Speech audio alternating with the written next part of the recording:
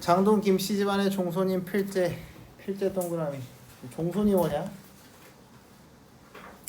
종손 들어봤냐? 종의 손자.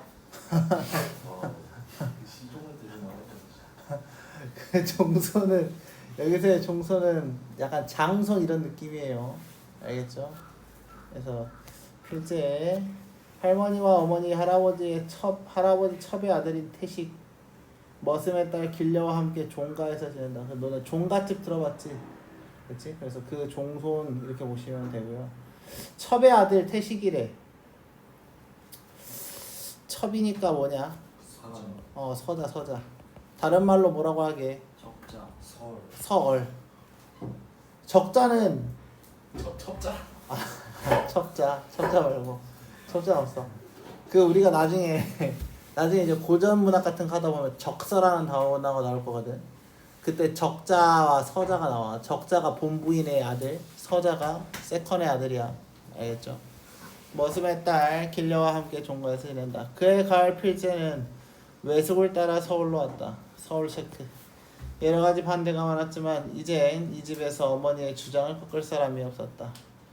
학령이 지난 필제는 속성과를 찾아다녀야 했고 그럴 때마다 뒤떨어진 자기 자신이 부끄럽기만 했다. 부끄럽다의 체크. 내면이다.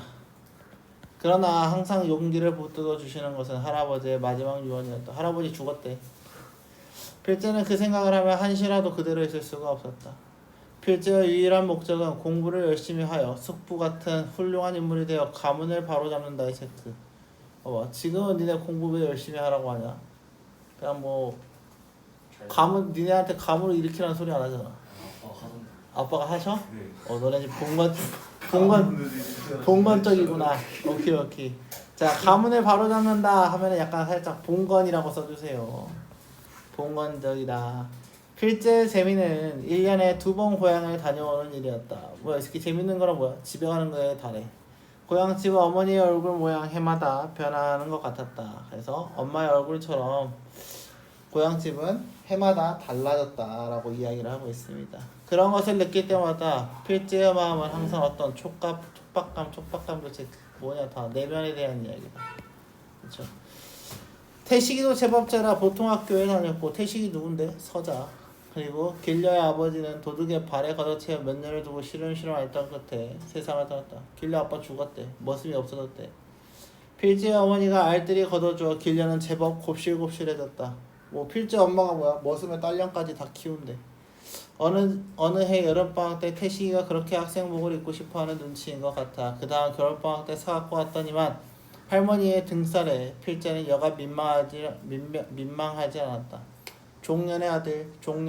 서자라서 할머니가 뭐예요? 태식이를 개무시하고 있습니다. 핏줄이라고 체크해놓아. 핏줄 차이. 종년의 아들에게 꼴사납게 양복은 무슨 양복이냐고 하시는 것이었다. 할머니도 어때? 걔 틀딱이죠. 태식은 벌써 눈치만 살피고 사람을 꺼리는 것이 확실했다. 필제는 조부의 유언을 생각해서라도 조부 할아버지다. 태식과 더불어 가문을 바로잡아야겠다는 생각을 할 때마다 그에 대한 치근한 마음과 동정의 체크.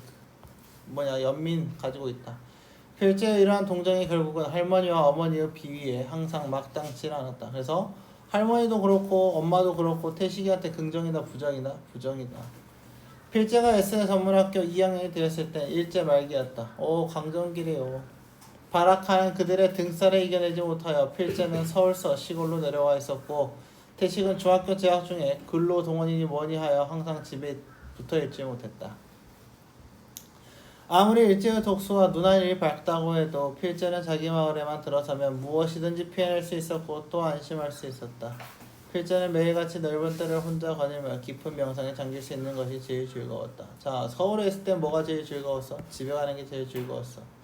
일제강점기에 집에 돌아와서는 뭐가 제일 즐거웠어? 혼자 생각하는 게 제일 중요했어. 6.25 동란 밑줄 이제 전쟁까지 지나갔다. 터진 것은 필제가 집으로 내려온 지 이틀 후였다. 이틀이나 늦게 그 소식을 들은 필제는 좀 더 시국을 봐서 서울로 올라가든지 어떻게든지 하려고 망설이던 중 두 주일도 채 되지 못한 사이에 필제네 마을도 괴뢰군 뭔지 알죠? 북한군 넘어가고 말았던 것이다. 사실 필제는 정신을 차릴 수가 없었다. 공산군 치하가 되자 이 김씨 마을 사람들은 말이 아니었다. 제놈은 이씨 마을 사람들한테 고갯짓도 못하게끔 눌러버리고 맞았던 것이다.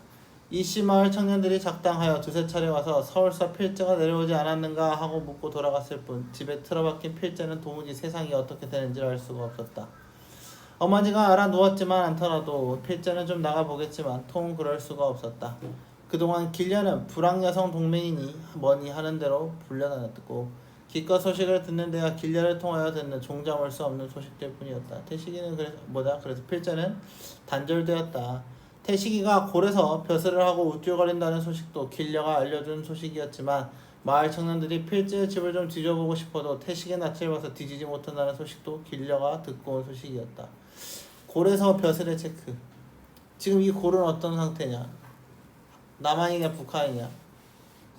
지금은 북한의 수중에 있는 거지. 거기서 벼슬을 했대. 뭐 했냐 얘? 신북을 했다는 이야기예요. 공산활동을 했다는 거죠. 그래서 뭐 했다? 다른 애들이 필제를 잡고 싶어도 공산주의를 하고 있는 태식이 때문에 일부러 집에 들어오진 않는다라고 이야기를 하고 있습니다. 길려는 확실히 요즘 언변도 늘었지만 가만히 보면 나다니엘 일도 싫어하는 눈치가 아니었다. 내일은 또 고리에 일이 있어서 간다고 그날 밤은 공연히 싱글거리는 것도 우스워만 보였다. 싱글거리다는 쪼갰다는 이야기예요. 그러나 필제는 길려더러 만일 태식을 만나도 자기가 내려와 있다는 소리를 하지 말라고 몇 번이나 당부를 해두었다. 뭐였다 그러면? 태식이는 안다 모른다. 이틀 있다 온다던 길려가 열흘이 넘어도 돌아오지 않았고 열흘이 갑절이 되어도 돌아오지 않았다. 길려 어디 팔려갔나 보다. 1번부터 볼까? 필제는 남들보다 앞선 자신의 학업 수준을 자랑스러워한다. 아니 아까 앞에서 뭐라 그랬지? 본인이 학령이 늦었다 라고 했죠. 그래서 부끄러워했다.